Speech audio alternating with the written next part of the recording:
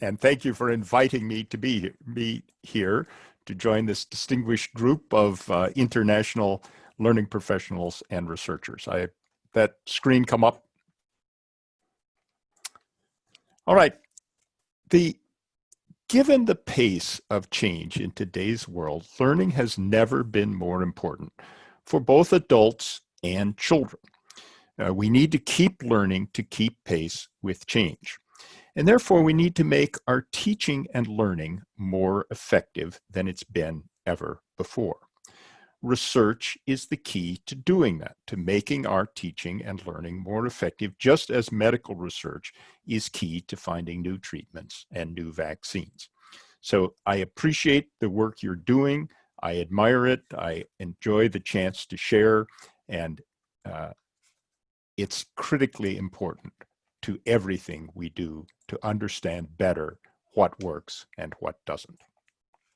So 18 years ago, we got interested in what we considered a critical research question, and that is, why do some learning initiatives produce much more value than others?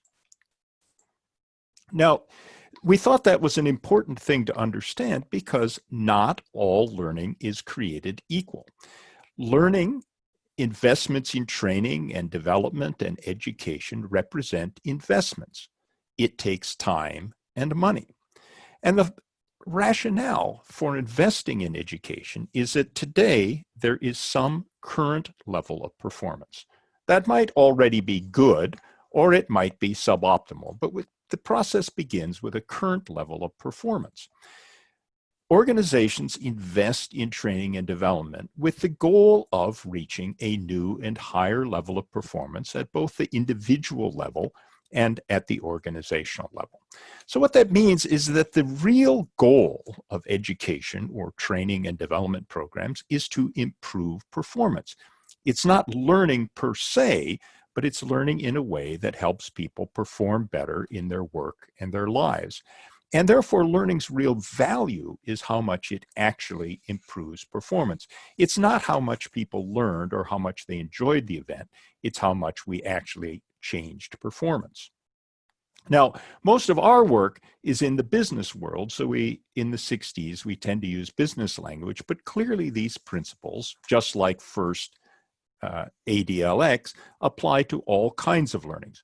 So if we teach teachers the first framework, did it in fact improve their ability to teach?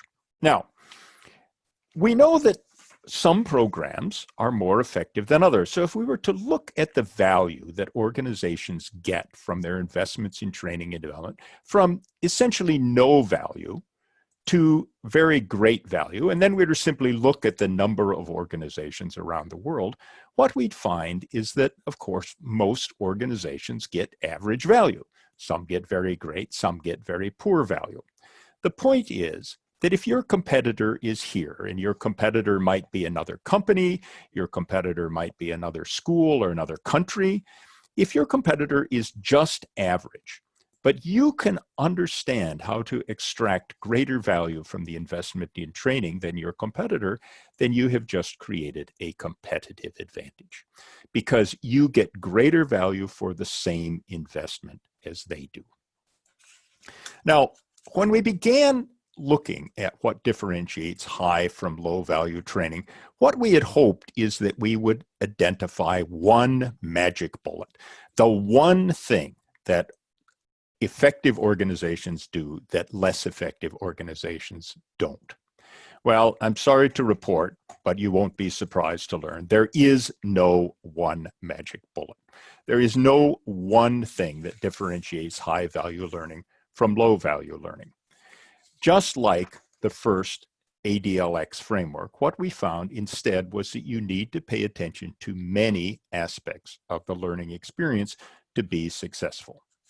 And what we found as we looked at the literature before the creation of the first framework was we identified 6 things that needed to be done routinely and well in order for training or learning education to be successful. And so because of the need for consistency, we called them the disciplines, the 6 disciplines.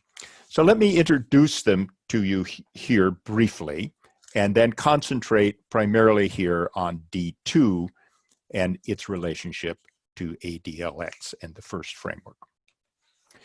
So the first discipline we identified is that successful learning initiatives always begin by defining the performance outcomes. So not just the learning objectives, what people will learn, but what will they do with it and how will that actually improve performance. The second discipline, which we'll speak about more today, is to design the complete experience. So the instruction, of course, but also what happens before and after instruction, as I'll show, make a great difference in whether the learning adds value or not. The third discipline we call deliver for application. And what that means is to focus, to choose instructional methods and strategy that generate an active, deep learning experience, because it's only deep learning that truly adds value. The fourth discipline that needs to be practiced to maximize the value of learning is to drive learning transfer. That is, to put in place systems of support and accountability that encourage people, in fact, really hold them accountable for applying what they learned. The fifth discipline is to deploy performance support. That is, make sure people have the job aids, the coaching, the encouragement they need to be successful. And the sixth discipline is to evaluate the results in ways that both prove and improve performance. So those are the 6 disciplines, and you can see many parallels to the first framework. Let me speak then today specifically about D2, which we call design the complete experience. Almost every organization does a good job of designing instruction, but it turns out that instruction is only a part of the learner's complete experience. So 2 key concepts from D2 that I want to highlight today. The first is that learning is a process. It is not an event. It takes place over time and it involves multiple steps. Now, every organization consists of many processes. Every process has 3 parts. Some sort of input that initiates the process, operations on that input to produce an output of higher value. So that's fundamentally every process begins with input, processes that, some kind of operation to produce an output. In the case of learning, those 3 steps are to learn new skills. The key operation then is to transfer that learning to a job or to a life skill, in the case of students, in order to improve performance. So those are the 3 steps. If we think then of learning as a process, we can bring to bear the techniques and methods of process improvement that have been so important in business and manufacturing and begin to apply those to the learning process. In order to do that, we need the research on what are the key variables that determine the process output. Second key concept of D2 that I want to highlight today is that the process of learning, the learner's complete experience, includes much more than the instruction. It includes what happens before, during, and afterward.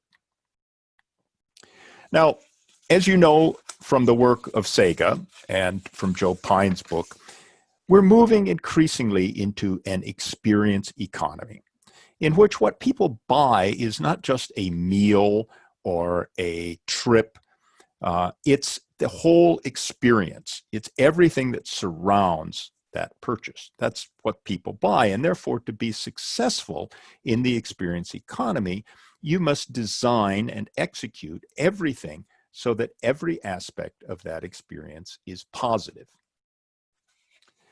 In the case of learning, that means really thinking about the complete journey from the current level of performance to the new and higher level of performance. And we like to think of that journey as taking place in 4 stages. There is the preparation. There is the instruction itself, the formal or structured learning. There is then a critical and much longer period in which that learning is now transferred to the work of the individual or to life skills of the student, so that they then achieve goals that are important to them and to the organization. Well, that's where the first framework and the 6 Ds come together. The design of learning initiatives must incorporate the learner's complete experience, and it must be designed to foster deep, active learning. Now, with respect to that, let me ask, what do we mean by learner experience? Well, quoting from the first framework book, any interaction, course, program, or other experience in which learning takes place. Right. If you accept that, that's what we mean by the learner experience, then the question is this: when does the learner's experience of a particular course or program begin? How would you answer that question? I suppose we may not have time to have it as a discussion, but I'm going to pause for a minute and ask you to think for yourself. When does the learner's experience begin? Well, I hope that you concluded that it begins long before the instruction. In fact, my experience of a learning initiative begins as soon as I hear about it. That might be by reading an invitation or a course description, or it could be what I hear about it from my coworkers or friends or gossip. It's just like your experience of a new restaurant begins when it's recommended by a friend, or you see an advertisement, or you look up the menu online, or you read other people's reviews. That begins to set your expectations, and it's all part of the experience. This has to do with something in psychology called the priming principle. And the priming principle is that what you hear or think about and experience beforehand affects your actual experience of that experience. So in other words, if you come to a learning opportunity feeling like a prisoner, then that learning opportunity is going to feel like a prison sentence. Okay? The point is, first impressions matter. So if we have 2 learners come to the same program, the first learner comes with high expectations. They've been encouraged to go by their manager or by the principal of their school. They expect a great learning. It's likely that they'll leave with a positive learning experience. Whereas another learner who comes to exactly the same program, but with a negative attitude, low expectations, perhaps their manager discouraged them from going, or they've had a bad experience with learning in the past, then they can go to exactly the same program and leave with a negative experience. So the practical application of that is that we need to do a better job of priming, using the priming effect, to encourage people to come with a positive attitude, with an enthusiasm, with a desire to learn. And we can do that by writing great descriptions. We can stress the benefits for them, how they'll be able to use what they learn, not just what they'll learn, but its benefit. We can use testimonies. We basically have to market what we do because we want people to come with a positive attitude, because that alone will make the training more effective. They'll participate more. They'll have a better experience. Now, same question, but applying to the other end of the training. When do you think we should consider that a learner has completed a training program or course? When have they really finished the learning program? Well, in most organizations, it's right at the end of class. Or if it's e-learning, it's when they've passed the quiz or they may have passed a test. But we think that the course isn't really finished until they've applied it on a job in a way that improved their performance. That's because the results that an organization or a school enjoys are the product that is the multiplication of how much people learned times how much they transferred. In other words, if the learning event is superb, it is well designed, it is well taught, people, on a scale of 10, it's a 10 out of 10. But if people leave that learning opportunity and return to their jobs and don't apply any of it, for whatever reason, they don't apply any of it, then the results that the organization and the individual will realize are zero. So if we truly want to optimize the impact of learning, then we need to optimize both the learning and the amount of transfer. We can't ignore that critical transfer period, which suggests that we need to think about moving the finish line for learning. As I said, in most organizations, the old finish line or the current finish line is still that you got to the end of class or you got to the end of the e-learning. But in fact, what we need to do is redefine the new finish line as you have not completed the training until you've actually applied it on the job. See, the current system in which we give credit at the end of class sends completely the wrong message. It says to people, you're done, that attending the program was the goal. No, attending the program is not the goal. The real work begins when the class ends. The real work is of taking what you just learned, those new skills, those new insights, and now applying them on the job or to your life's work. So the real work begins when the class ends, and we need to signal that to people by making completion of the course dependent on demonstrating that you did something with it. So for example, if we teach the first ADLX framework to a group of teachers, then they haven't really completed the course until they can show how they took that information, how they took those new skills and applied them in a way that improved their performance. If we teach students a new skill, then they haven't really finished the course until they've shown that they've been able to apply it to something outside of class to solve a problem or accomplish a task. Now, what's a case example of doing this? I've chosen one here. This comes from Steve Rosenbaum. His company is called Learning Paths International, paths being journey. And Steve's philosophy is we need to think about the complete journey. So this was a group of healthcare workers. They take care of disabled patients. It was taking about 9 months to get an employee ready to be fully proficient in caring for patients. So Steve met with the organization, and they began by first defining what do we mean by proficiency? What does performance actually look like? Then they looked at the current learning path, or journey as we would call it.